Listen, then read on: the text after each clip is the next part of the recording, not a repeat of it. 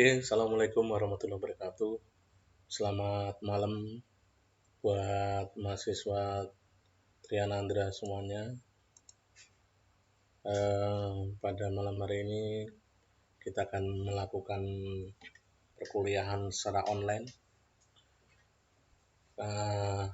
Silakan Anda yang sudah siap untuk melakukan absen di live chat yang akan saya tampilkan sebentar lagi. Ya, silakan Anda di live chat ini.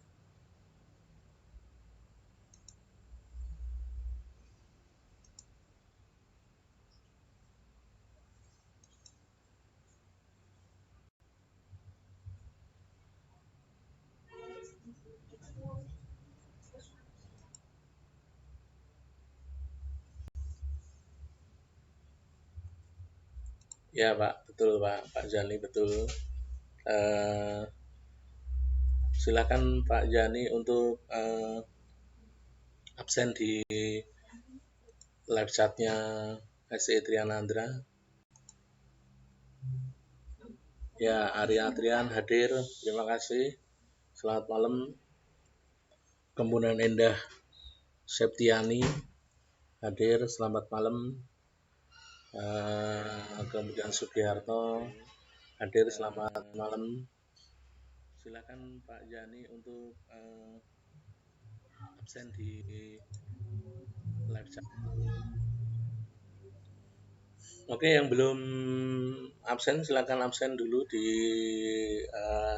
live chat yang sudah disediakan. Nanti absennya tiap 10 menit ya. Setiap 10 menit Anda absen di live chat.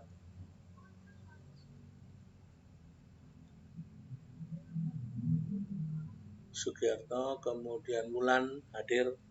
Terima kasih Wulan, Arya Trian, Endah Septiani, Sugiharto, 4 orang yang hadir. Salam sejahtera buat kita semuanya. Semoga kalian sehat semuanya di tengah pandemik corona yang seperti ini.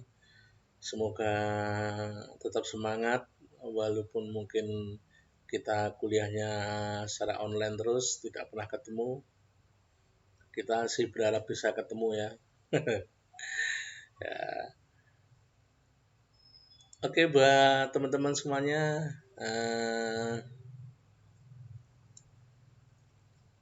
kita akan mulai kuliah pada malam hari ini ya.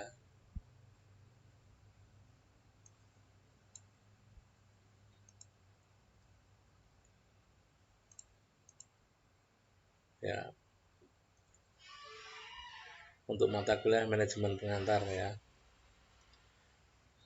Dunak-dunuk enggak apa-apa ya, yang penting tampilannya sudah sedikit keren. Sedikit keren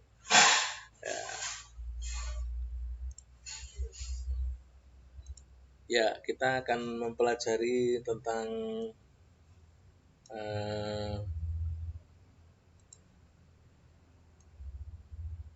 faktor individu dalam organisasi ya. Faktor individu dalam organisasi ya, tujuannya adalah untuk mengetahui pentingnya mengenali karakteristik individu sebagai esensi dari faktor sumber daya manusia dalam organisasi. Ini tujuan kita mempelajari ya. Tujuan kita mempelajari faktor individu dalam organisasi ya. Kemudian mengetahui bahwa karakteristik individu sangat beragam, dapat berdampak pada perilaku kepribadian, sikap individu dan organisasi. C. Mengetahui berbagai isu seputar karakteristik individu dalam organisasi, terutama mengenai stres dan kreativitas ya.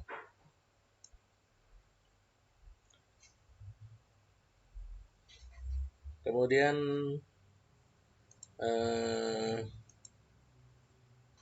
kita akan belajar tentang kontribusi dan kompensasi. Apa itu kontribusi dan kompensasi? Ya, tentunya kalian sudah pernah mendengar eh, kata kontribusi dan kompensasi. Ya, saya kecilkan saja biar teman-teman bisa membaca eh, perkuliahan ini dengan baik. Kontribusi adalah apa yang dapat diberikan oleh individu bagi organisasi atau perusahaan. Ya, jadi apa yang dapat diberikan oleh individu bagi organisasi atau perusahaan. Jadi kalau kita bekerja di sebuah perusahaan atau organisasi, ya, apa kontribusi kita? Itu adalah apa yang kita berikan kepada perusahaan kita atau organisasi kita. Ya, itu adalah kontribusi. Jadi individu itu harus punya kontribusi, ya, terhadap perusahaan atau organisasi kita. Dengan kita memberikan kontribusi pada perusahaan atau organisasi tempat kita bekerja atau bernaung atau ada di dalamnya, kita akan membantu perusahaan atau organisasi ini untuk mendapatkan atau mencapai tujuan dari perusahaan atau organisasi tersebut, ya. Itulah udah kontribusi tiap individu. Jadi tiap-tiap individu harus punya kontribusi, ya. Misalnya begini, kontribusi Anda, apa yang bisa diberikan kepada perusahaan atau organisasi. Misalnya saya bekerja di kampus, ya, di kampus STI Trianandra ini. Apa yang bisa saya berikan kepada perusahaan? Misalnya saya bisa mencari mahasiswa sebanyak-banyaknya, ya. Saya bisa mendapatkan mahasiswa sebanyak-banyaknya. Nah, ini kontribusi saya kepada organisasi atau perusahaan tempat saya bernaung, ya. Kemudian misalnya kita di satu perusahaan, bagaimana kita bekerja dengan baik, bagaimana produktivitas kita tinggi, ya. Itu sudah merupakan kontribusi bagi perusahaan, ya. Kemudian yang kedua, kompensasi. Apa yang diberikan organisasi atau perusahaan bagi individu. Kalau kontribusi itu dari pekerja, karyawan kepada perusahaan, itu kontribusi. Tapi kalau kompensasi itu dari perusahaan kepada individu, ya, dari perusahaan atau organisasi terhadap individu. Nah, ini apa yang dinamakan kompensasi? Kompensasi ini bisa dalam bentuk barang, bisa dalam bentuk uang, ya, insentif, bonus, seperti itu. Sehingga ketika kita memberikan kontribusi kepada perusahaan atau organisasi, kemudian perusahaan atau organisasi itu memberikan memberikan kompensasi kepada kita. Jadi ketika kita sudah memberikan kontribusinya, maka perusahaan juga harus memikirkan tentang kompensasinya, ya. Itu adalah kontribusi maupun kompensasi. Buat mahasiswaku semua, sampai di sini Anda bisa memahami apa yang sudah saya sampaikan. Semoga Anda bisa menerima sedikit apa yang saya sampaikan, ya. Dan sekali lagi saya mengucapkan selamat menunaikan ibadah puasa bagi yang menunaikan ibadah puasa, ya. Kemudian jangan lupa Anda untuk absen, ya, absen di live chat,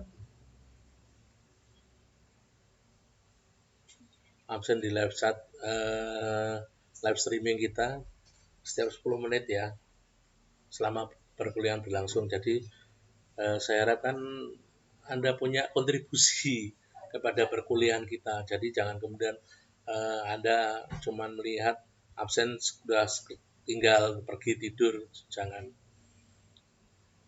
Ini diharapkan Anda tetap memperhatikan perkuliahan ini berlangsung ya. Jadi tidak hanya berhenti saja di satu sisi ya, tapi Anda harus memperhatikan atas berlangsungnya perkuliahan ini ya.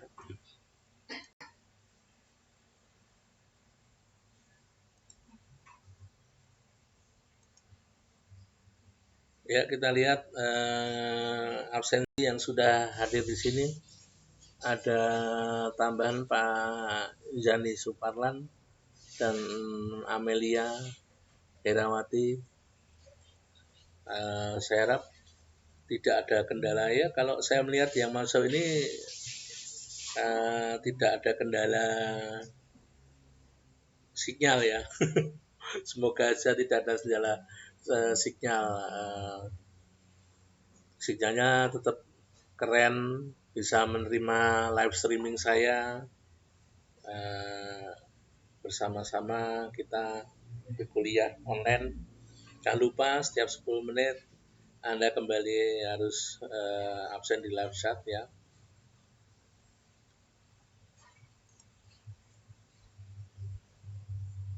Oke, kita lanjut dengan materi selanjutnya. Ya.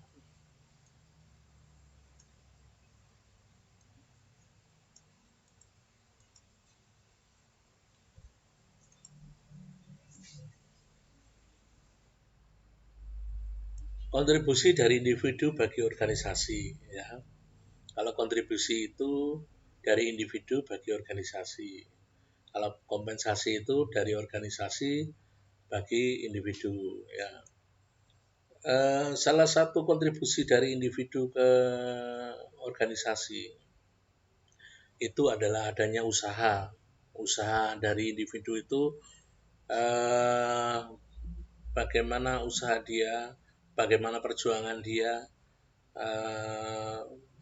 untuk memajukan perusahaan atau organisasinya. Kemampuan ya, dia memberikan seluruh kemampuannya, kepintarannya, kecerdasannya untuk membuat organisasi menjadi besar, menjadi maju. Nah, ini merupakan kontribusi individu ya, salah satunya usaha, kemudian kemampuan, yang ketiga keahlian. Keahlian di sini seperti contoh misalnya ya, contoh di dalam perkuliahan online ini kan kebanyakan dosen-dosen dari Trianandra kan bukan dosen IT ya, jadi dia mungkin ya pintar mengajar, tapi untuk editing seperti ini butuh waktu untuk belajar. Nah, kalau sudah punya keahlian ya, keahlian itu diberikan kepada organisasi dengan cara mengajar, dengan editing yang baik, desain yang baik, sehingga tidak membosankan bagi mahasiswanya ya. Segenap kemampuan keahlian dia, apa yang dia bisa dia curahkan untuk kemajuan organisasi ya. Yang keempat ada loyalitas. Nah, loyalitas itu kesetiaan. Bagaimana kita memberikan loyalitas kita pada perusahaan atau organisasi tempat kita bekerja ya. Kalau di Jakarta itu sering banget adanya kutu loncat ya. Seperti contoh, dia pertama di perusahaan A, karena mendapatkan tawaran di perusahaan B yang lebih tinggi gajinya, pindah dia ke B. Kemudian B, dia dapat tawaran dari perusahaan C yang lebih tinggi lagi gajinya, dia pindah ke perusahaan C. Begitu seterusnya. Nah, ini loyalitasnya nggak ada ya. Memang dia pinter, dia kemampuan dia jelas, ya keahlian dia juga ada. Tapi kalau dia tidak punya loyalitas, ya akan menjadi duri bagi perusahaan. Ya, perusahaan butuh loyalitas, ya. Tetapi loyalitas yang diberikan kepada perusahaan itu juga harus diimbangi dengan kompensasi dari perusahaan, ya gitu. Jadi kontribusi waktu, kadang kita mengeluh ya karena pekerjaan belum selesai, kemudian lembur, harus lembur dan macam-macam. Kemudian kita merasa sebagai sapi perahan, ya. Wah, waktu aku ngelembur gini kok nggak ada kompensasi sama sekali dari perusahaan mengganti waktu lembur dia, ya. Padahal kita sudah mengorbankan waktunya, mengorbankan uh, waktu kita untuk keluarga, tapi kita berikan waktu kita untuk organisasi. Nah, ini merupakan salah satu dari kontribusi individu bagi organisasi, ya. Yang terakhir adalah kompetensi, ya, kompetensi uh, sesuai dengan kemampuan, ya, di dalam organisasi tersebut. Nah, kedua-duanya harus saling uh, mengisi, ya, antara kontribusi dari organisasi maupun kontribusi dari individu maupun kompensasi dari organisasi, ya. Kalau kompensasi dari organisasi bagi individu, ya upah jelas, kepastian dan keamanan kerja, jadi ada BPJS, ada asuransi kesehatan, sehingga dia bekerja itu tenang, dia merasa kalau nanti ada apa-apa ada yang mengcover. Nah, kalau bekerja tidak dalam dalam kepastian dan keamanan kerja, wah ini luar biasa, ya. Bisa-bisa individu mengundurkan diri karena tidak ada kepastian dan keamanan kerja, ya. Jadi diharapkan organisasi juga memperhatikan ini, ya. Kemudian ada benefit, keuntungan, peluang karir, status, dan peluang promosi, ya. Ya, peluang promosi. Jadi antara kontribusi individu bagi organisasi dan kompensasi dari organisasi bagi individu ini harus berhubungan erat, ya, tidak bisa dipisahkan satu dengan yang lain, ya. Kalau kita bicara masalah kontribusi, ya kita akan bicara masalah kompensasi. Kalau bicara kompensasi, ya kita harus bicara masalah kontribusi. Kalau kita punya kontribusi kepada organisasi, maka organisasi punya kewajiban untuk memberikan kompensasi, ya. Kalau kita menuntut kompensasi kepada organisasi, kembali kita ditanya pada diri kita, apakah kontribusi kita terhadap organisasi, ya. Kita tidak bisa hanya mengeluh, ya, menuntut kompensasi, tapi kita tidak ada kontribusi apapun terhadap organisasi. Nah, ini adalah sesuatu yang salah, ya. Mindsetnya kita rubah bahwa kalau kita memberikan kontribusi kepada perusahaan, maka perusahaan akan memberikan kompensasi pada kita. Itu aja. Jadi kalau kita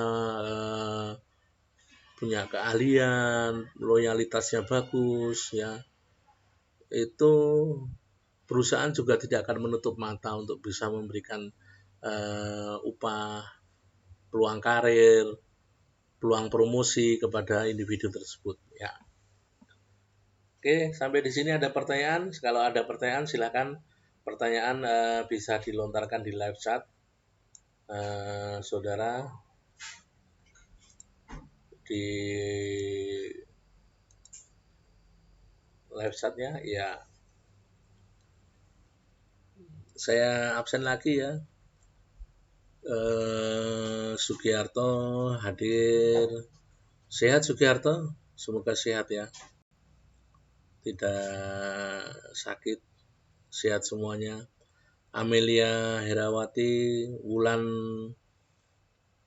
sehat Wulan, Endah Septiani, saya harap sinyalnya bisa nyampe di rumah kamu ya. Pak Yani Suparlan, sehat ya, masih ronda Pak. Kalau masih ronda hati-hati, zaman sekarang ya, malingnya lebih galak daripada korbannya, begalnya lebih kejam daripada korbannya, pencurinya lebih sadis daripada korbannya ya. Jadi kita semua, tidak hanya Pak Zani Suparlan, kita semuanya harus menjaga tempat kita, lingkungan kita, agar lingkungan kita ini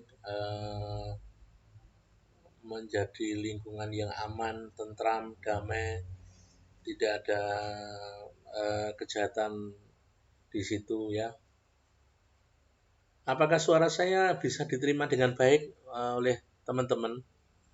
Ataukah ada kendala dari voice saya, suara saya, sehingga tidak ada yang berkomentar ya. Kemudian nanti kalau Anda sudah saya sudah mengupload video saya di YouTube ya, Anda nanti silahkan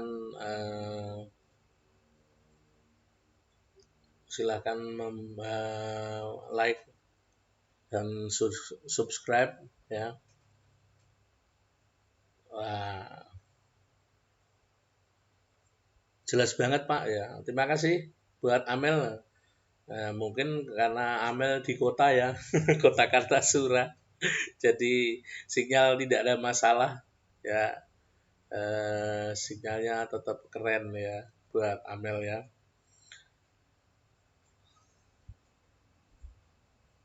Ari Adrian, tidak ada kendala Pak, lancar ya. Oke, lancar. Terima kasih. Gimana tampilan perkuliahan saya kali ini? Apakah ada kemajuan? Kalau ada bintang 1 sampai 5, Anda mengetik bintang buat saya berapa? 1 atau 2 atau 3 atau 4 atau 5 ya. Biar saya lebih semangat lagi dalam membuat kuliah online ya. Oke, next kita lanjut. Buat teman-teman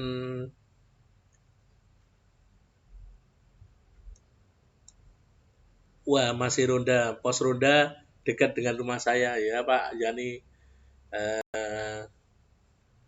Semoga aja tetap aman terkendali Pak. Jangan lupa absen ya. Kita akan lanjut perkuliahan kita di materi selanjutnya.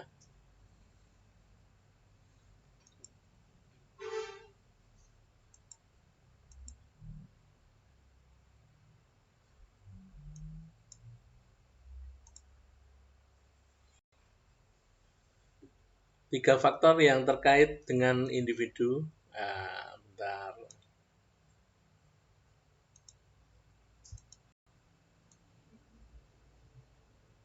Tiga faktor yang terkait dengan individu dalam organisasi. Ya, ada tiga faktor yang terkait dengan individu dalam organisasi. Ya,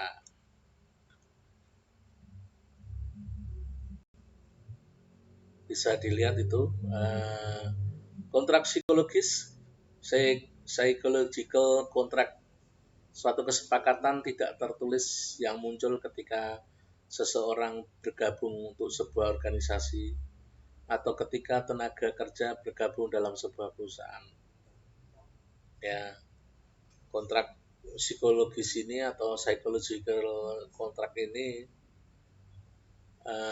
perjanjian yang tidak tertulis ya, perjanjian yang tidak tertulis antara organisasi dan individu.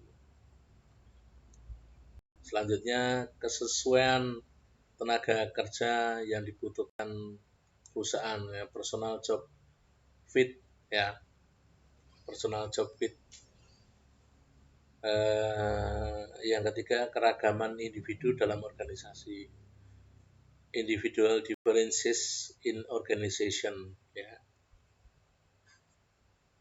Itu merupakan 3 faktor yang terkait dengan individu dalam organisasi. Next,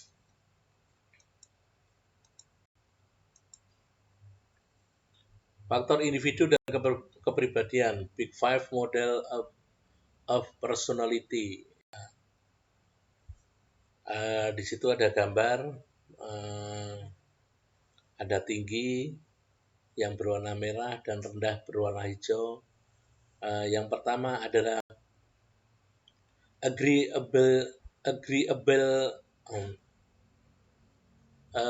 ableness, ya, agreeableness, ya. Agreeableness itu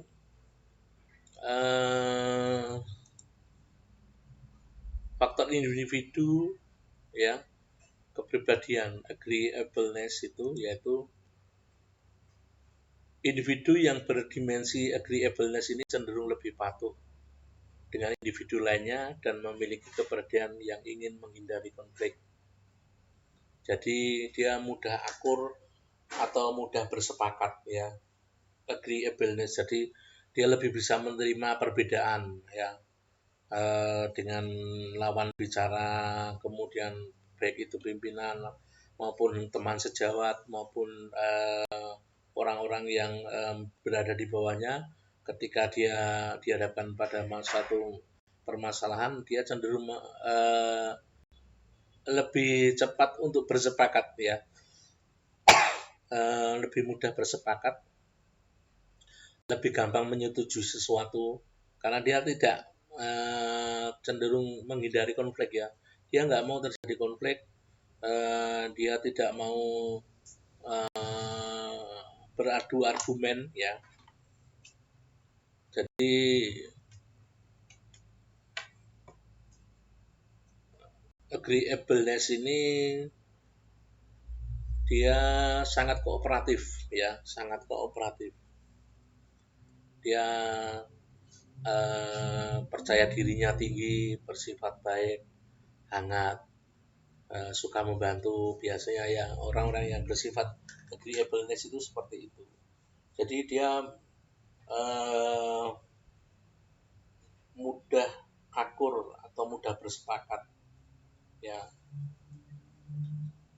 menghindari konflik dengan lawan bicara atau dengan menghindari konflik dengan atasan atau teman sejawat.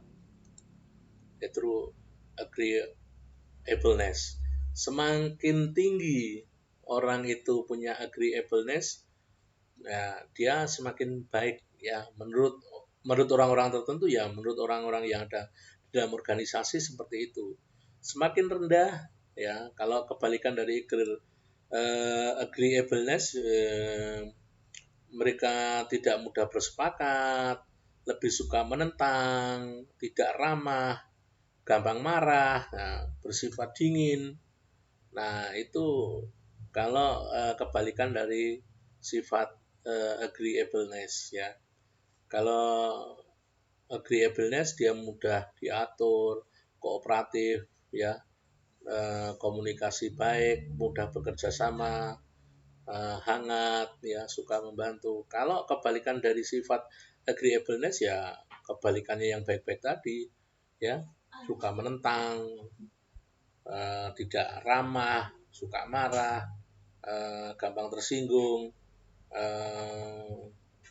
tidak mudah menyerah ketika harus beradu argumen. Nah, itu yang dinamakan agreeableness.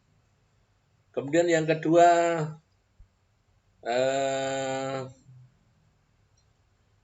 conscientiousness, ya, conscientiousness. Nah, ini conscientiousness ini dia punya sifat sangat berhati-hati ya. Dia punya sifat sangat berhati-hati. Ya, ketika dia mendapatkan kepercayaan harus mengambil sebuah keputusan, dia cenderung penuh pertimbangan, ya, tidak gerusa-gerusu. Ya, ketika dia dihadapkan pada satu permasalahan, maka yang dia lakukan adalah mempertimbangkan berbagai banyak aspek, ya, berbagai banyak aspek. Dia harus memikirkan tidak hanya satu aspek saja, tapi aspek-aspek yang lain dia pikirkan sampai pada kemudian bahwa apakah aspek yang satu dengan aspek yang lain ini sangat bertentangan. Nah, ini dia pikirkan itu supaya apa? Supaya keputusan yang diambil itu menjadi sebuah keputusan yang baik, ya. Tidak tidak sebuah keputusan yang gerusa-gerusu yang akhirnya akan menjadi masalah di kemudian hari, ya. Orang-orang yang punya kepribadian conscientiousness ini dia sangat disiplin, jadi memiliki kedisiplinan diri yang tinggi, ya. Dapat dipercaya, dapat bertanggung jawab, dapat diandalkan. Yang penting bertanggung jawab, ya, tekun dan berorientasi pada pencapaian. Jadi kepribadian konsiensius ini ketika melakukan sebuah tindakan, dia selalu berhati-hati, ya. Sifat dari kebalikan dari sifat conscientiousness ini orangnya ya itu gerusa-gerusu kalau bikin keputusan, terburu-buru, tidak teratur, kemudian kurang penuh pertimbangan, kurang bertanggung jawab. Nah, orang-orang yang seperti ini biasanya cenderung akan membuat masalah di kemudian hari. Berbeda dengan orang-orang yang berkepribadian conscientiousness, ya. Dia lebih memikirkan berbagai pertimbangan aspeknya, apa yang kalau saya membuat sebuah keputusan A ini bagaimana imbasnya kepada B, C, D, E. Bagaimana kalau saya membuat keputusan B, imbasnya terhadap A, C, D, E, ya seperti itu. Tapi kalau kebalikan dari kepribadian ini ya hantam kromo aja. Sepenting saya membuat keputusan ini ya ini tidak mau ada masukan dari orang lain, tidak mempertimbangkan hal-hal yang lain. Nah, itu antara conscientiousness dengan kebalikannya yang tidak bersifat hati-hati tadi, ya. Oke, sampai di sini apakah teman-teman masih bisa mengikuti perkuliahan saya, ya.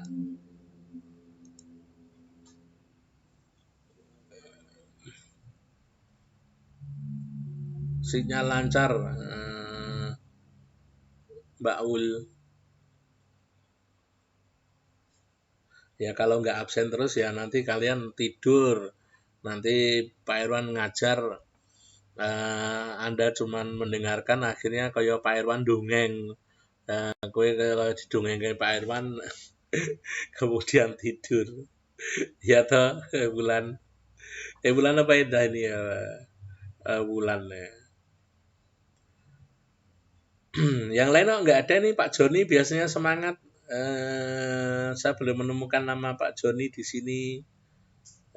Kemudian Anto nggak ada ya, Anto. Ya, Anto belum kelihatan, Pak Joni belum kelihatan.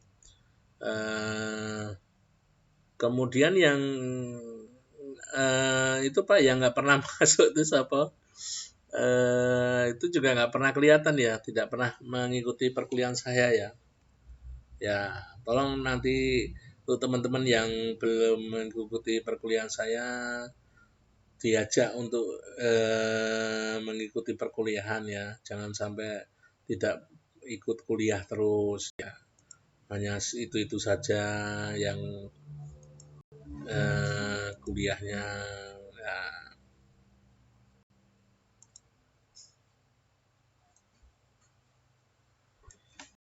Sifat selanjutnya yang ketiga adalah neuro neurotism ya, neurotism, kemampuan individu menilai seseorang ya. Neurotism itu kemampuan atau kemampuan seseorang dalam menahan tekanan atau stressing ya. Biasanya orang-orang yang punya kepribadian neurotism ini dia mampu menjaga uh, kestabilan emosional ya, atau emotional stability ya. Dia bisa menjaga kestabilan emosi ya. Dia lebih sabar ya, dalam menghadapi situasi apapun. Dia mampu menahan tekanan atau stressing yang tinggi terhadap dia. Mungkin dalam pekerjaannya, tuntutan pekerjaan itu stressingnya sangat tinggi, tekanannya sangat tinggi, dia bisa menahan itu ya. Artinya dengan tekanan, biasanya orang-orang ini berhasil ketika dia bekerja sebagai seorang marketer ya, seorang marketer atau marketing ya, pemasar ya. Karena biasanya marketer atau pemasar ini betul-betul kuat ya, tekanannya tuh sangat-sangat kuat ya, sangat-sangat hebat pressing dari organisasi atau perusahaan. Kalau dia tidak bisa menahan tekanan, ya biasanya stres ya, atau resign gitu. Ya, jadi orang-orang neurotism ini orang yang mampu menjaga emosionalnya ya.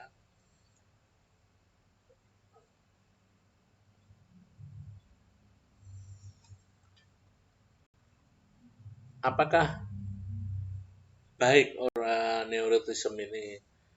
Ya tergantung dari cara pandang kita. Kalau kita memang membutuhkan orang-orang yang tahan bekerja dalam under pressure, dalam tekanan, ya orang-orang seperti ini sangat diperlukan ya, karena dia um, punya pendirian yang sangat teguh. Kalau dia sudah A ya, dia akan mempertahankan A itu sampai sampai apapun yang terjadi ya, karena dia sudah terbiasa dalam under pressure, dalam tekanan ya. Next selanjutnya extraversion ya, atau ekstraversi ya, yaitu berkaitan dengan tingkat kenyamanan seseorang dalam berinteraksi dengan orang lain ya. Berarti orang-orang extraversion atau ekstraversi ini dia apa ya, punya satu tingkat kenyamanan untuk berinteraksi dengan yang lain, misalnya senang berkomunikasi, senang bergaul, ngobrol, bersosialisasi, hidup berkelompok dan tegas. Nah, kita bisa lihat semakin tinggi orang itu uh, extraversionnya semakin tinggi, maka uh, dia akan lebih berhasil dalam pekerjaannya ya. Kan semakin rendah extraversion seseorang ya, dia semakin kurang berhasil dalam pekerjaannya. Karena apa? Orang-orang extraversion ini biasanya dia mudah beradaptasi ya. Di tempat-tempat yang baru itu dia mudah beradaptasi. Kalau orang-orang marketing itu dia punya sifat extraversion yang tinggi, ya, maka keberhasilannya itu lebih tinggi daripada orang-orang yang punya extraversion rendah. Ya. Kalau extraversionnya rendah, otomatis di dalam tugas marketing ya lebih banyak gagalnya daripada keberhasilannya ya. Karena bagaimanapun juga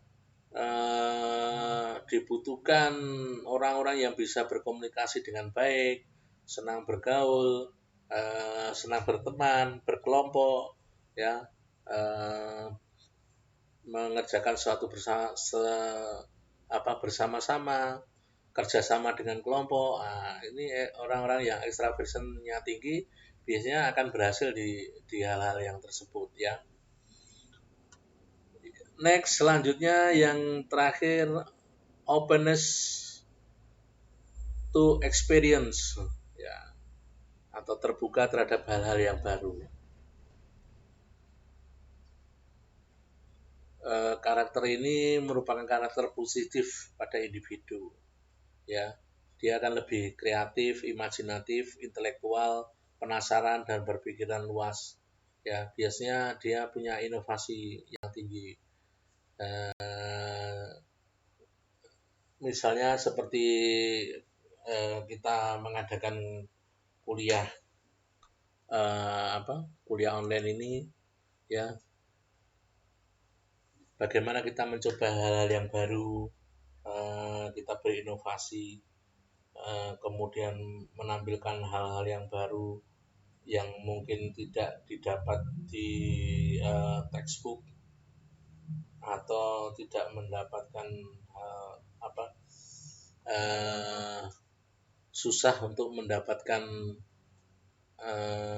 pembelajaran yang lebih baik ya, seperti itu. Orang-orang yang openness gitu ya, lebih terbuka pada hal-hal yang baru ini, dia cenderung tingkat keberhasilan dalam bekerjanya tinggi ya. Apabila openness-nya tinggi, tingkat keberhasilannya tinggi, tapi kalau openness-nya rendah, ya tingkat keberhasilannya rendah. Kenapa bisa seperti itu? Karena orang-orang yang bergerak dengan openness ini dia mampu mewujudkan mimpinya atau cita-citanya ya, seperti itu. Jadi orang-orang openness ini biasanya punya motivasi yang tinggi untuk mendapatkan sesuatu yang baru ya. Jangan kemudian kalau Anda ingin berhasil dalam pekerjaannya ya, kepribadian openness ini sangat penting karena Anda bisa belajar tentang hal-hal yang baru, yang imajinatif ya, untuk semua itu untuk keberhasilan kita dalam bekerja ya. Jadi Big Five model personality itu agar kita bisa lebih sukses dalam bekerja ya. Semakin tinggi agreeableness, semakin tinggi conscientiousness, semakin tinggi neuroticism, semakin tinggi extraversion, semakin tinggi openness, itu semakin baik atau semakin kesuksesan orang itu semakin dapat dicapai ya. Tapi apabila semuanya itu rendah, wah ini harus dipertanyakan, kok bisa sampai seperti itu ya. Oke, buat mahasiswaku semua ya, semoga Anda bisa. Ada pertanyaan? Suaranya bisa diterima dengan sangat jelas sekali Pak R ya. Oke, sinyalnya baru nyampe rumah Pak. Wah, entah lah sinyalnya kemana, entah. Antok maksudnya kalau ada lastri, Pak. Iya, iya, iya, iya. Pasti nggak ada nih, kelas PG nggak ada yang masuk semuanya. Apa mereka nggak punya kuota? Oh ya, Miftah ya, Miftah. Jarang jarang mengikuti kuliah, mungkin dia bekerja 24 jam ya, kasihan. Saya belum pernah melihat dia online sekalipun ya, Miftah ini. Onlinenya kalau dia ujian.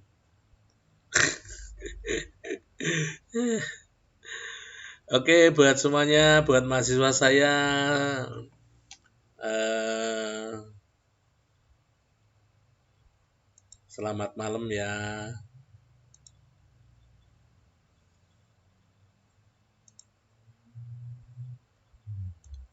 Semoga kalian sehat-sehat semuanya.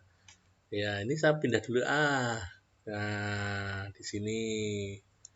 Nah, saya tak mengeluarkan ini dulu ah. Waduh, ya.